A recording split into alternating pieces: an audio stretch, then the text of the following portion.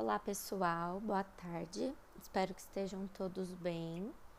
Meu nome é Daiane, eu sou professora bolsista do Departamento de Fisioterapia, sou fisioterapeuta formada aqui nesta instituição, especialista em cardiologia, também aqui pela FCT Unesp, e estou finalizando o meu mestrado em fisioterapia também sobre a orientação do professor Luiz Carlos.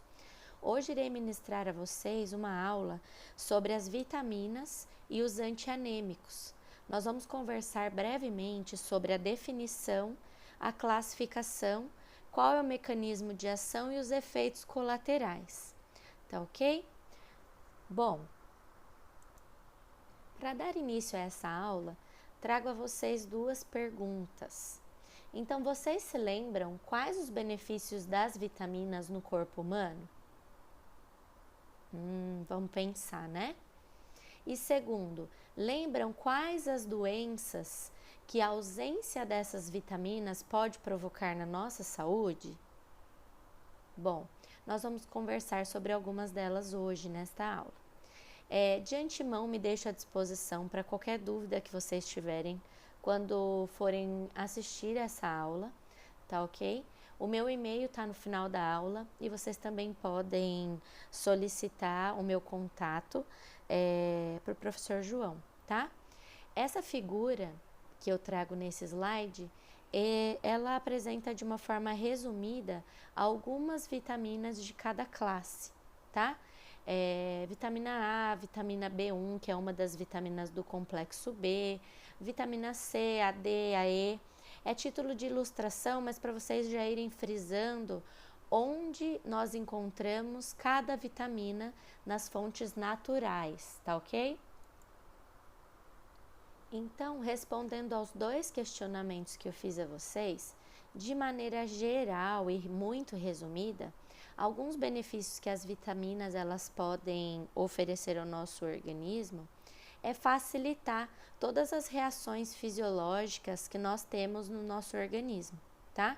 Então, ela atua como uma coenzima, facilitando a atuação de todas as enzimas. Então, ela estimula liberação de muco para liberação do globo ocular, ela previne, né, os radicais livres, então ela funciona como antioxidante, elas auxiliam na metabolização dos aminoácidos. Então, nós vamos conversar sobre o que cada uma delas faz, tá? Mas de maneira geral, elas têm inúmeros benefícios no nosso organismo. E uma das doenças, né, que a ausência de vitamina pode causar no nosso organismo é a anemia. Então, por isso que nós vamos conversar também sobre os antianêmicos nessa aula. Então, pessoal, o que são as vitaminas? Embora o nome sugira serem compostos de aminas, na verdade, esses compostos orgânicos, que são as vitaminas, eles são um conjunto de substâncias de vários grupos funcionais.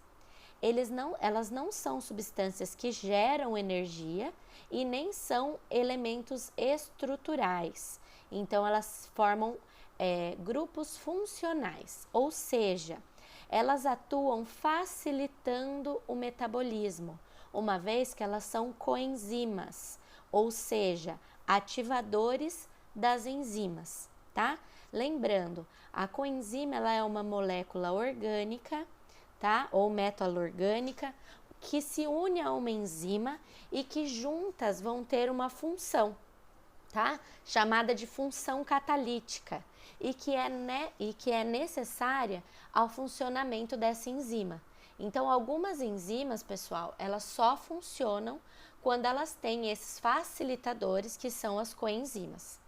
Elas são caracterizadas por possuírem umas ligações fracas entre si.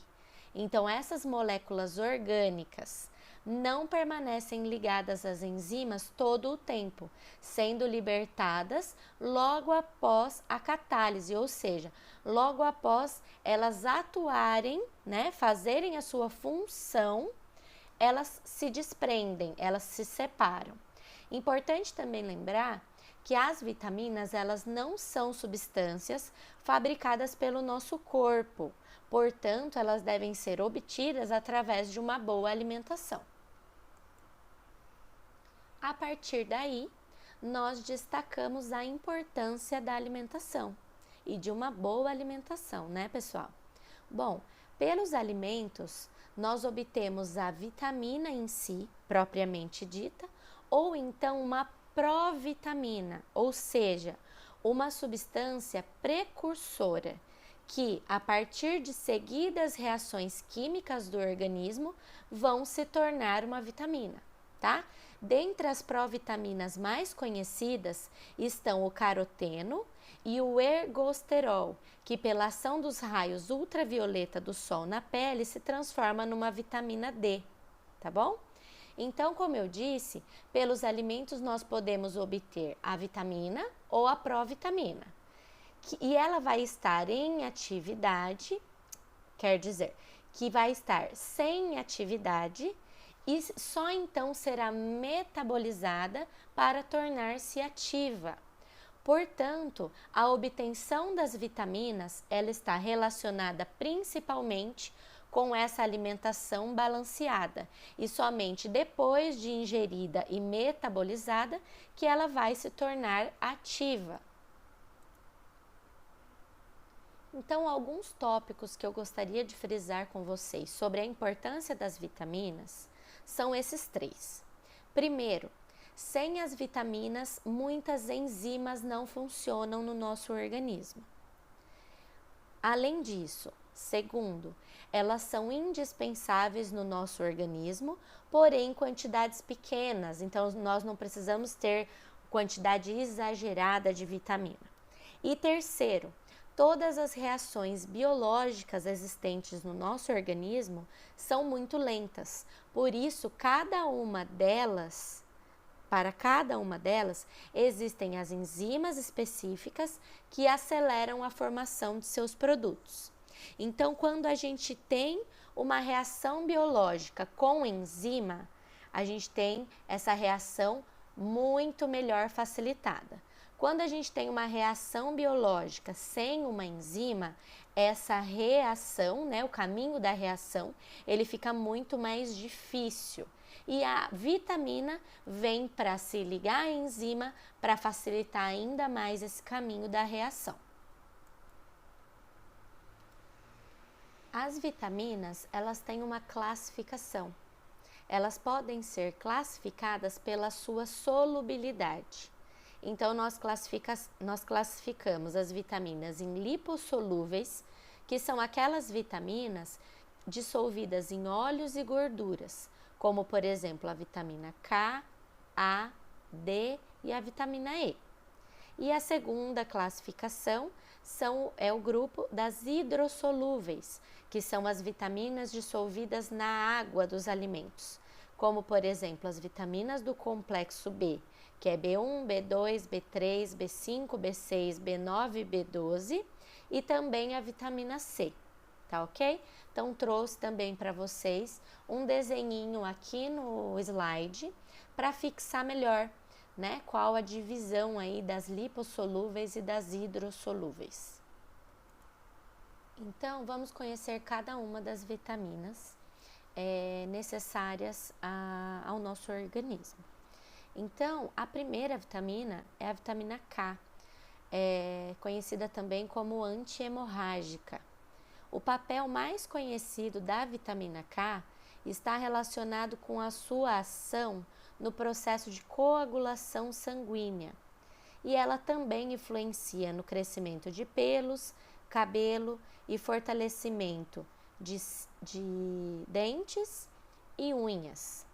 Ela também é fundamental para a síntese hepática de proteínas, que é envolvida nesse processo, nos fatores 2, que é a protrombina, 7, 4 e 5, que são fatores de coagulação. E também para a síntese das proteínas C, S e Z, que são inibidoras da coagulação, tá? O fígado, ele vai metabolizar a vitamina K, em protrombina. A carência dessa vitamina no organismo, ela causa hemorragias. E lembrando, as hemorragias, elas podem levar a uma anemia, tá, pessoal? A vitamina K também é conhecida como menadiona, tá? Então, lembrando aí, frisando, que ela é muito importante porque ela promove a diminuição do tempo de coagulação sanguínea através de um mecanismo complexo entre a protrombina e os fatores de coagulação sanguínea, tá ok? As fontes naturais principais da vitamina K se destacam nessa figura que eu trouxe para vocês, onde a maior concentração está no fígado bovino cru, na gema de ovo e na couve-flor, né? Tanto a couve-flor como a couve normal, lembrando, nos dois casos, quando o vegetal, né, e a folha está crua.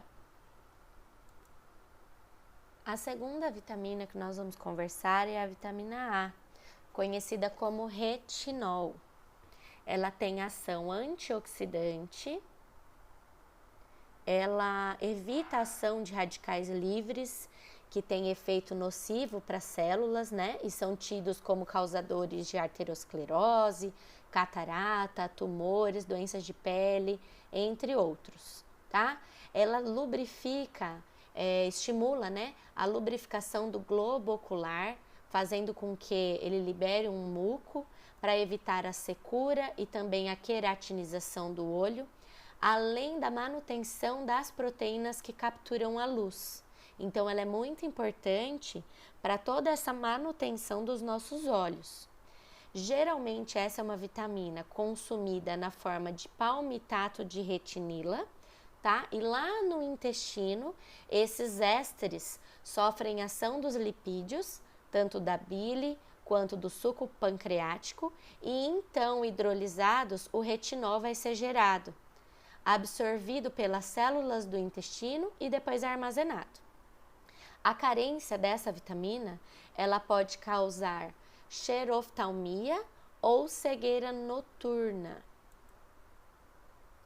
A xeroftalmia ou olho seco é uma doença caracterizada pela não produção de lágrimas e consequente dificuldade de enxergar, principalmente durante a noite, tá? Ela é causada por uma avitaminose, ou seja, uma falta, uma carência de vitamina A, que é uma vitamina lipossolúvel, ou seja, que se dissolve na presença de gordura, tá ok? As vitaminas lipossolúveis, elas são absorvidas quando há presença de lipídios, né? Como eu expliquei para vocês ali, que ela vai ser absorvida no intestino, né? Tanto bile, suco pancreático, e após a sua absorção, elas vão ser armazenadas. Quando elas são adquiridas através de alimentos de origem animal, essa vitamina A ela é consumida sobre a forma que eu disse para vocês, chamada de palmitato de retinila, e só depois de metabolizada que ela vai virar retinol, tá ok? As principais fontes elas estão nesse esquema, que é o bife de fígado também, a batata doce, a cenoura crua, a manga também tem bastante, e o espinafre, tá? Esses são os principais. Além dessas fontes naturais, né, desses alimentos ricos em vitamina A, do esquema, todos aqueles alimentos ricos em beta-caroteno, ou seja, aqueles alimentos avermelhados, alaranjados, eles são convertidos também em vitamina A, como por exemplo tomate, manga, cenoura, mamão, que mais? Enfim, tudo que é alaranjado e avermelhado, que contenha beta-caroteno, também é uma fonte de vitamina A. Bom, a vitamina D, ela é conhecida também como calciferol, tá? Ela é um hormônio esteroide cuja principal função é a regulação do metabolismo ósseo, tá? Ela é produzida de forma endógena nos tecidos cutâneos após a exposição solar, bem como obtido pela ingestão de alimentos específicos, tá? Quando ela é obtida pela ingestão de alimentos, ela é ingerida na forma de ergosterol. Esse ergosterol dos alimentos, ele vai ser convertido em vitamina D através da radiação ultravioleta do sol. Por isso que é muito importante que os bebês, principalmente, peguem um pouco de sol. Além disso, ela funciona no processo de regular a taxa de cálcio e fósforo no sangue e também a deposição de cálcio nos ossos. Ela estimula o crescimento neuronal, auxiliando a memória. A carência dessa vitamina pode gerar raquitismo e enfraquecimento dos ossos, podendo causar também osteoporose. As fontes de vitamina D naturais são óleo de fígado de bacalhau, gema de ovo e manteiga, tá? Entre as principais. Vale lembrar também que, além de tudo que eu disse para vocês, a vitamina D, ela também é muito importante porque ela atua através de um mecanismo de ligação a um receptor nuclear e de ligação a um receptor de membrana, realizando ações que envolvem tanto o transporte de cálcio, que eu já falei, a síntese proteica e também a velocidade da contração muscular. Então, a vitamina D é muito importante tanto para os nossos ossos, como para os músculos, como para o cálcio, fósforo, síntese proteica, tá? Ela é muito importante.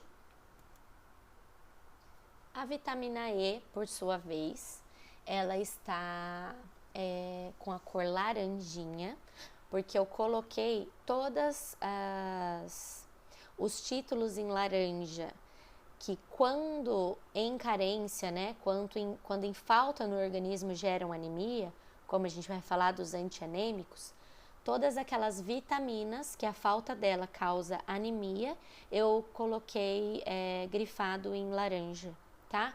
Então, a vitamina E, a carência dela, causa uma possível anemia. Então, por isso que, diferente dos outros títulos, esse título tá em laranjinha, tá? A vitamina E é também conhecida como tocoferol. Ela tem como função principal e mais conhecida a ação antioxidante. Ela é muito importante no retardo do envelhecimento e até mesmo na prevenção de algumas doenças, como câncer, as doenças cardiovasculares, o diabetes, catarata e também o mal de Parkinson. A sua carência, como eu disse, ela pode causar anemia e também esterilidade. As fontes naturais, elas se concentram em sementes ricas em óleos, como por exemplo amendoim, nozes e outros óleos vegetais, assim como vocês podem observar na figura aqui ao lado, né, a concentração em cada um desses alimentos, tá? E também ajuda na prevenção de problemas na membrana plasmática, melhorando a circulação.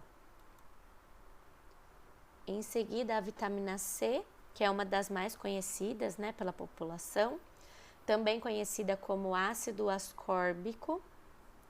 Ela estimula a formação de colágeno, com função de cicatrização e elasticidade, em especial da pele.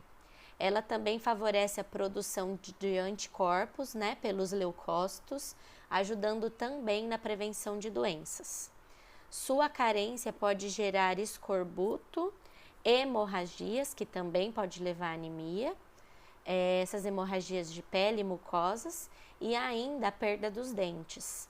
Lembrando que escorbuto é uma doença comum nos navios durante o período das grandes navegações, em função do longo período sem contato com fontes de ácido ascórbico, ou seja, fontes de vitamina C, tá?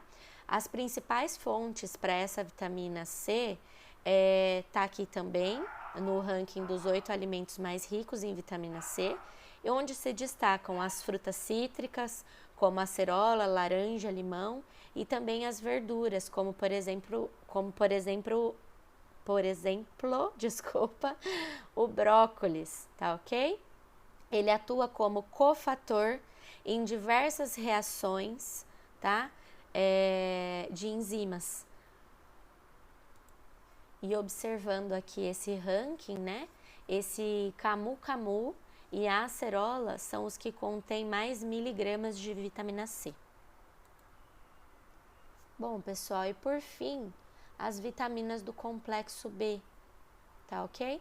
A vitamina do complexo B nada mais é que um conjunto de vitaminas que é responsável pela saúde mental e emocional dos indivíduos, além de manter a saúde dos nervos, da pele, dos olhos e do fígado.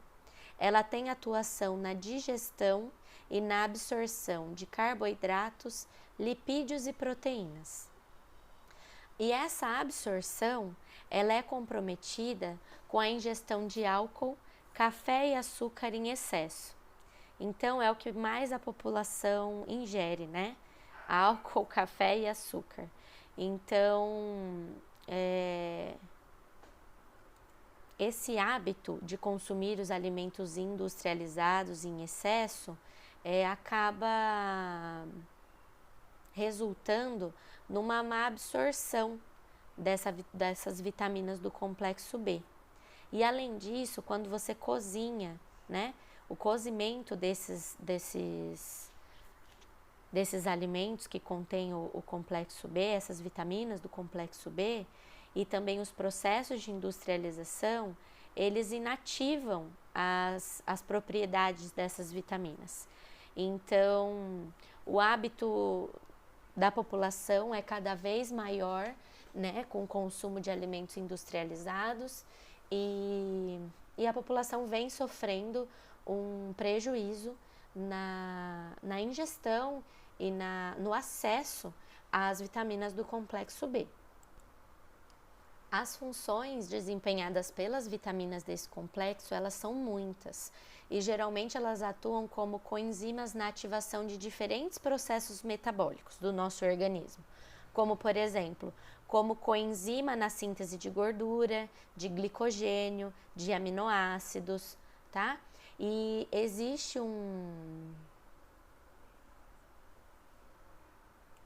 suplemento chamado Complexo B, que é uma marca registrada, tá? Que é indicado para o tratamento da carência múltipla dessas vitaminas do complexo B e também das suas manifestações. Ele vai ter a ação de regular as carências quando já existem nesse organismo, né? Quando já existem essas manifestações clínicas causadas pela deficiência da vitamina. Então, dentre essas vitaminas do complexo B, eu vou citar cada uma delas para vocês. Então, primeiramente, a vitamina B1, tá? Conhecida como tiamina, a sua carência, ela causa beriberi, que é a inflamação e degeneração dos nervos, causa também insuficiência cardíaca e distúrbio mental. A vitamina B1, ela pode ser encontrada nos cereais, em legumes e em fígado. A vitamina B2, ela é conhecida como riboflavina. A sua deficiência causa fissuras na pele, como rachaduras no canto da boca, por exemplo. E as suas fontes são os cereais, as carnes e os laticínios. A vitamina B3, conhecida como nicotinamida, ela causa pellagra, tá? Quando está em déficit, quando ela está com seus níveis de concentração abaixo do normal, que esse pellagra são lesões na pele, diarreia e distúrbios nervosos. E as fontes dessa vitamina são os cereais, as nozes e as carnes. Ainda no complexo B, nós temos outras vitaminas, tá? Estão todas em laranja, porque a sua carência, a sua deficiência no organismo podem causar anemia. Por isso que elas estão todas escritas com título em laranja, tá bom? A vitamina B5, ela é conhecida como ácido pantotênico, tá? A sua deficiência causa anemia, fadiga e dormência das mãos e dos pés. Suas fontes são cereais, laticínios e carnes. B6, conhecida como piridoxina, sua deficiência causa irritabilidade, convulsões, anemia, retardo no crescimento. Suas fontes são fígado, carne e peixe. A vitamina B9, ela é conhecida como ácido fólico e a sua deficiência causa anemia e também problemas na gestação, como por exemplo a anencefalia do feto. As suas fontes, os vegetais, feijão, espinafre e brócolis. E a vitamina B12, conhecida como cobalamina, causa anemia, definida como anemia perniciosa, que é o nome que se dá a toda anemia causada por deficiência da vitamina B12. Também hemácias mal formadas e distúrbios do sistema nervoso. Tudo isso ocorre quando essa vitamina está em deficiência no organismo. As fontes são fígado, ovo e laticínios. A anemia perniciosa, ela é uma diminuição de glóbulos vermelhos quando o corpo ele não consegue absorver uma quantidade suficiente de vitamina B12. Então, as causas mais comuns incluem enfraquecimento do revestimento estomacal ou uma condição autoimune. Alguns dos sintomas são fadiga, retardo no desenvolvimento, tremor e parestesia. Ela, quando não tratada, ela pode causar danos ao coração e também aos nervos. E o seu tratamento envolve injeções ou pílulas de vitamina B12. Ou seja, o suplemento, né? Indicado sempre por um médico ou nutricionista. Bom, espero que tenha ficado claro até aqui a importância das vitaminas, quais os tipos de problemas que elas podem acarretar no nosso organismo e qual a importância de uma alimentação balanceada e saudável para que supra, né, todas as nossas necessidades de vitamina no organismo. Agora nós vamos dar início aos antianêmicos. Então, os antianêmicos, eles são um grupo de medicamentos que aumentam o número de glóbulos vermelhos, ou seja, de hemácias, eritrócitos, né? Já que todas essas denominações dizem a mesma coisa. Ou a quantidade de hemoglobina, ou seja, aquela proteína presente dentro dos glóbulos vermelhos, que é responsável pela coloração vermelha do sangue e tem a função de transportar o oxigênio e o CO2, tá? As deficiências que caracterizam a anemia, né? O distúrbio, as deficiências, elas são conhecidas como anemia. Ou seja, a anemia, então, ela vai ser um distúrbio em que há a diminuição do número de eritrócitos circulantes, ou seja, de glóbulos vermelhos, diminuição também da quantidade de hemoglobina ou do volume de hemácias e diminuição do fluxo de oxigênio nos tecidos corporais, tá? E esses medicamentos, eles vão atuar aumentando esse número de glóbulos vermelhos ou então a quantidade de hemoglobina. Por que a anemia se instala? Geralmente por 3 fatores, né? Independentes ou ligados. Por uma destruição celular, pela perda de sangue, né? Ou seja, por uma hemorragia ou por carência alimentar. No caso da carência alimentar, ela pode ser devido a uma falta de ferro, que daí ela vai ser conhecida como anemia ferropriva, que vem da privação de ferro, ou então pela carência de vitaminas, que é conhecida como anemia megaloblástica, que dentre as megaloblásticas está a perniciosa, que é aquela anemia por carência de vitamina B12, tá? Então, todas as anemias causadas por carência alimentar de vitamina se dá o nome de megaloblástica, tá ok? Bom, então, dentre os antianêmicos, nós podemos destacar o ácido fólico, que é a vitamina B9, que a gente já conversou, a ferritina. Só um adendo, pessoal. O ácido fólico, que é a vitamina B9, ela pode ser encontrada nos alimentos, porém, quando eu precisar, eu também posso suplementar ela, tá? Mas é a mesma coisa. Segundo, ferritina. Terceiro, nandrolona. Quarto, sulfato de ferro 2 ou sulfato ferroso, como é mais conhecido. Vitamina B6, que a gente também já conversou, que faz parte do complexo B, assim como a B9 e a B12. E a vitamina B12, que a gente também já conversou nas vitaminas, que também faz parte do complexo B. Então, vocês conseguem entender como um assunto se liga ao outro?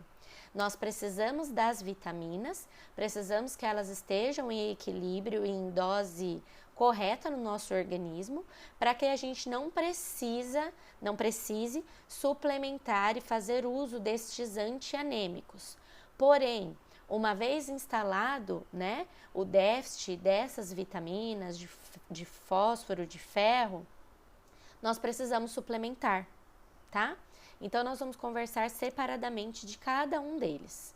O ácido fólico, ele é conhecido também como folacina, né? Vitamina B9. Ela é hidrossolúvel, como eu disse, pertencente ao complexo B, e ela é indispensável para a formação de proteínas estruturais e para a hemoglobina. Nós vamos conversar dela. A ferritina é uma proteína globular que se localiza essencialmente no fígado. Ela é a mais importante proteína de reserva do ferro, então ela é quem estoca o ferro. E ela vai ser encontrada em todas as células, especialmente naquelas envolvidas na síntese de compostos férricos e no metabolismo e na reserva do ferro. A nandrolona, ela é um esteroide anabolizante injetável com propriedades androgênicas, ou seja, com propriedades de formação de crescimento muscular, de novas hemácias. O sulfato ferroso, ele é uma forma de suplemento muito estudado, né? É um dos mais antigos, né? Que surgiram e que tem amplos estudos, e as evidências elas trazem que a suplementação desse ferro, ele reduz a prevalência da anemia e também da deficiência desse mineral, além de aumentar o nível de hemoglobinas no sangue e também a reserva de ferro. A vitamina B6, conhecida como piridoxina, que a gente já conversou, está presente nos alimentos como peixe, fígado, batata, frutas e desempenha funções no organismo como manter o metabolismo e a produção de energia adequados, proteger os nossos neurônios e produzir neurotransmissores, que são substâncias importantíssimas para o bom funcionamento do nosso sistema nervoso. E por fim, a vitamina B12, a cobalamina, que ela desempenha uma série de funções essenciais para o nosso organismo, sendo importante para manter o metabolismo em funcionamento.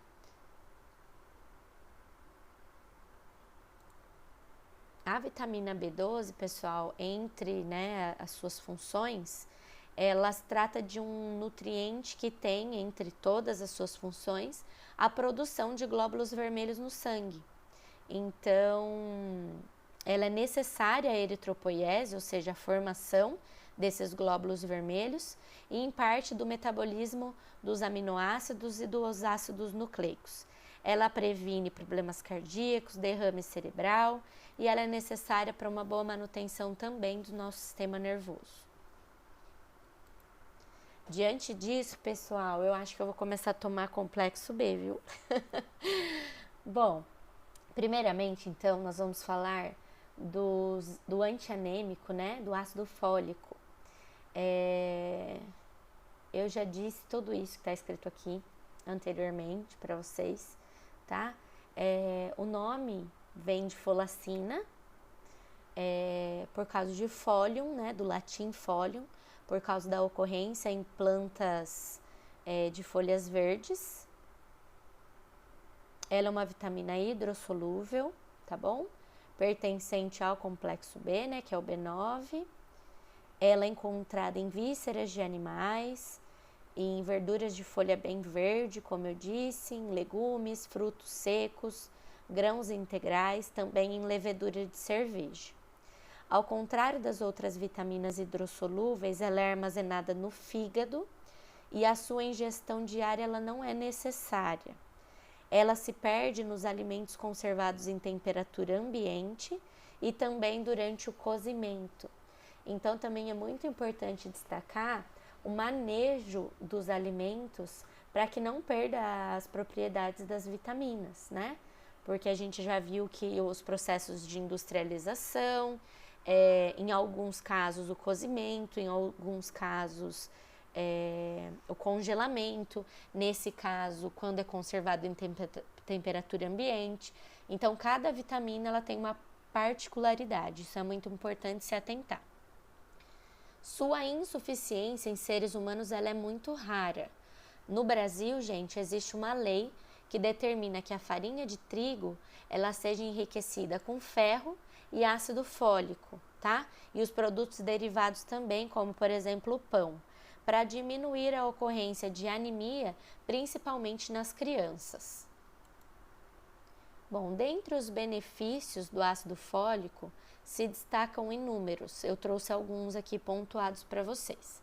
Ele é efetivo no tratamento de anemias, ele pode manter espermatozoides saudáveis, é um dos componentes indispensáveis para uma gravidez saudável, ajudando a evitar a anencefalia do feto. Se a mulher, gente, tem ácido fólico suficiente durante a gravidez, essa vitamina ela pode prevenir defeitos de nascença, tanto do cérebro, como a anencefalia, que eu disse, e também na coluna cervical do bebê, como, por exemplo, a espinha bífida, pois o ácido fólico, ele participa da formação do tubo neural do feto. Além disso, reduz o risco de mal de Alzheimer e de doenças cardiovasculares, ajuda a controlar a hipertensão arterial, controla a queda de cabelos e também fortalecimento das unhas, melhora os níveis de insulina e reduz também perdas auditivas em idosos. Alguns sinais e sintomas indicam níveis de anormalidade, quer dizer, dos níveis do nutriente. Então, quando eu tenho uma hipovitaminose, ou seja, que eu tenho pouco ácido fólico no organismo, eu posso apresentar anemia, anorexia, apatia, distúrbios digestivos, cansaço, dores de cabeça, problemas no crescimento, insônia, dificuldade de memorização e aflições das pernas e fraqueza. Quando eu tenho uma hipervitaminose, ou seja, uma quantidade maior de ácido fólico no organismo, eu posso apresentar euforia, excitação e hiperatividade. A ferritina, por sua vez, ela também é um antianêmico. Ela é uma proteína globular localizada essencialmente no fígado. Ela é a mais importante proteína de reserva do ferro, tá? E ela é encontrada em todas as células, principalmente as envolvidas na síntese dos compostos férricos, no metabolismo e na reserva, tá? O ferro da ferritina, o ferro que a ferritina estoca, ele é facilmente mobilizável quando o organismo precisa dele. E a ferritina circulante, ou seja, aquela que está na nossa circulação, ela vai refletir diretamente o nível de ferro que eu tenho estocado no meu organismo. sendo um dos parâmetros mais importantes para o diagnóstico diferencial da anemia ferropriva, ou seja, aquela anemia causada por privação do ferro. Então, eu consigo investigar a quantidade de ferro que eu tenho e saber se a anemia que esse indivíduo está apresentando é ferropriva ou não. Também para a detecção do excesso do ferro e também para a avaliação do estado férrico, se ele está alto, se ele está baixo, como que ele está, tá bom? Então, a sua função primária é acumular o ferro intracelular, protegendo as células dos efeitos tóxicos desse metal livre, constituindo uma reserva de ferro que é rapidamente mobilizável quando o organismo precisar dele, tá bom? A maior parte se encontra no fígado, nas células do sistema retículo endotelial do fígado, baço e medula óssea. Quantidades menores nós vamos encontrar no coração, pâncreas e rins. E pequenas, mais significativas quantidades de ferritina também podem ser encontradas no soro humano. Bom, a ferritina, ela só é dosada quando ela está ligada ao ferro. O seu valor normal no sangue varia de 10 a 80 microgramas por litro. Em alguns casos, a ferritina ela vai estar aumentada, tá? A ferritina ela faz parte das chamadas proteínas de fase aguda. O que isso quer dizer? Ela tem uma elevação da sua concentração em resposta a infecções, traumatismos ou inflamações agudas que estejam presentes nesse organismo. E ela também pode apresentar-se elevada quando houver excesso de ferro, também em pacientes transfundidos ou com neoplasias, né, no caso de câncer, especialmente nas leucemias e linfomas e nos carcinomas de mama, fígado, pulmão, cólon e próstata. Ela também se eleva, pessoal, nas anemias hemolíticas, que é aquelas anemias de problemas nas hemácias, tá? E também nas lesões hepáticas, especialmente as lesões alcoólicas, tá? Cerca de 25% dos pacientes com hepatite crônica apresentam um aumento da ferritina. E já em pacientes com doença renal crônica, os níveis de ferritina eles vão ser normais ou ligeiramente elevados, pouca coisa, nada demais. Um fato importante a ser destacado é que a obesidade e a síndrome metabólica, elas são doenças que elas vão cursar junto com o aumento de uma atividade inflamatória no organismo. Por isso, pessoal, é comum que tais pacientes tenham um aumento da ferritina em seus exames. Em outras situações, os exames podem apresentar uma diminuição da ferritina, tá? Então, a carência de ferro, ela pode ser devida a perdas excessivas. Então, por hemorragias digestivas, hemorroidas, ulcerações digestivas.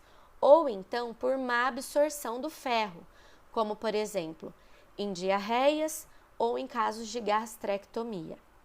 O déficit de ferro, ele ocasiona uma diminuição das defesas imunitárias, ou seja, diminui a imunidade e, portanto, de um lado, uma menor resistência às infecções e, de outro lado, um risco adicional também de desenvolver câncer. Os valores de ferritina inferiores aos normais indicam com certeza uma carência de ferro e permitem o diagnóstico diferencial entre uma anemia ferropriva, da carência de ferro, e anemias devido a outras causas, tá? O déficit de ferro, pessoal, ele se instala no organismo, né? Ele vai se processar em 3 estágios. Então, primeiro, ocorre uma diminuição da ferritina sérica, elemento diretamente relacionado com as reservas de ferro. Ou seja, o organismo ele recorre a todas as reservas, faz o uso e então isso vai ser apresentado numa diminuição. Eu vou utilizar, né, a ferritina, então ela vai se apresentar diminuída. Segundo, a diminuição fica por conta da concentração de ferro sérico e aumento da capacidade de ligação do ferro. E terceiro, uma restrição à síntese de hemoglobina, instalando-se então a anemia, tá? Então a ferritina é um dado muito importante a ser dosado para a investigação da anemia. Outro tipo de antianêmico é a nandrolona, tá? A nandrolona, é um esteroide anabolizante injetável com propriedades androgênicas, tá? O termo andrógeno, né? Ele é o termo genérico para qualquer composto natural ou sintético que estimula ou controla o desenvolvimento das características masculinas ao ligar-se com receptores andrógenos, tá? A nandrolona, ela é utilizada clinicamente, embora raramente, para pessoas em estados catabólicos, com grandes queimaduras, na AIDS, câncer e para auxiliar na cicatrização das córneas em casos cirúrgicos. Os seus efeitos positivos incluem o crescimento muscular, a estimulação do apetite e aumento da produção de glóbulos vermelhos. Além disso, pessoal, fora da medicina é utilizado por atletas fisiculturistas e halterofilistas, que é onde é mais utilizado, tá? Como tratamento para anemia é muito difícil e muito raro, mas eu trouxe para vocês a título de conhecimento. Estudos confirmam que a nandrolona é eficaz no tratamento de anemia, osteoporose e algumas formas de neoplasia, como por exemplo o câncer de mama. A sua forma farmacêutica, né, injetável, é um anabolizante conhecido como decadurabolin, tá? A principal forma dela aí comercializada. O sulfato de ferro ou sulfato ferroso, né, é um outro antianêmico muito utilizado, amplamente utilizado, e eu conhecia já na minha infância, não sei se vocês já ouviram falar, mas estudos trazem que a suplementação com ferro reduz a prevalência de anemia e a deficiência desse mineral no organismo, além de aumentar o nível de hemoglobina no sangue e também as reservas de ferro. Esse medicamento ele é destinado ao tratamento e também à profilaxia de anemias por deficiências de ferro que resultam de uma dieta inadequada ou quando a pessoa tem algum déficit que causa má absorção, na gravidez e também na perda de sangue, né, em hemorragias. As formas farmacêuticas, elas podem ser comprimidos, xarope, em gotas, existem várias marcas disponíveis no mercado e é bem antigo, tá, gente? A suplementação com sulfato ferroso. Por fim, a vitamina B6 e B12, que a gente já falou em vitaminas, mas eu fiz um novo resuminho aqui para vocês, só para frisar, tá? Então, a vitamina B6, ela é um antianêmico, porque ela favorece a respiração das células e ajuda no metabolismo das proteínas, além de ajudar na redução da retenção de líquidos. Ela é absorvida no intestino delgado, só que diferente das outras do complexo B, né, ela não é totalmente excretada pelos rins, ficando retida principalmente nos músculos. Então, a gente tem um estoque de vitamina B6 nos músculos. A deficiência dessa vitamina ela é relativamente rara, no entanto, alguns medicamentos, como por exemplo a isoniazida, diminui as concentrações plasmáticas da piridoxina, que é a vitamina B6, tá, gente? É o mesmo nome. Então, os pacientes que fazem uso de isoniazida precisam ficar de olho na vitamina B6, porque ela pode estar baixa, ele pode ter uma deficiência, porque esse medicamento ele inibe, né? Ele diminui a concentração plasmática da vitamina B6. A vitamina B12 é um dos principais antianêmicos, né, conhecida como cobalamina. Ela tem as seguintes funções no nosso organismo. Necessária a eritropoiese, como a gente já conversou, que é a formação das hemácias, e em parte do metabolismo dos aminoácidos e dos ácidos nucleicos, previne os problemas cardíacos e derrame cerebral e é necessária para uma boa manutenção do sistema nervoso. A sua deficiência.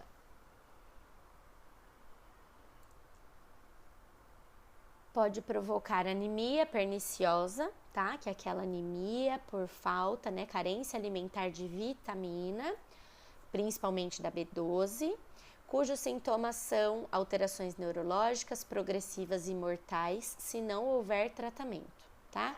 Fraqueza, convulsões e até dano irreversível do tecido parietal gástrico e também aftas na boca. A sua deficiência, quando se inicia, traz prejuízos para a cognição, levando a queixas de dificuldade de concentração, memória e atenção. Ocorre também formigamentos nas pernas e redução da propriocepção. Em casos avançados, leva a confusão mental, torpor e o coma. E como eu disse, em todas as vitaminas, mas principalmente na B12, o consumo de álcool, tabaco e certos medicamentos, como nesse caso a neomicina, a colchicina, o ácido aminosalicílico e a metformina, que é utilizada na diabetes, podem contribuir para a deficiência da B12, pois causam má absorção dessa vitamina. Em caso de anemia devido à falta de B12 no organismo, é recomendável o uso de suplementos prescritos sempre por um nutricionista ou médico. E é importante ressaltar também que de 10 a 30% das pessoas mais velhas, elas são incapazes de absorver naturalmente a vitamina B12 dos alimentos, sendo aconselhável o consumo de alimentos fortificados com vitamina B12 ou então os suplementos vitamínicos. Bom, pessoal, espero que vocês tenham gostado da aula, que vocês tenham entendido tudo que eu disse. Caso haja alguma dúvida, meu e-mail está aqui. Vocês também podem entrar em contato comigo através do professor João, tá? Um beijo a todos vocês, continuem se cuidando e usando máscara, tá? Grande beijo, até mais, tchau, tchau.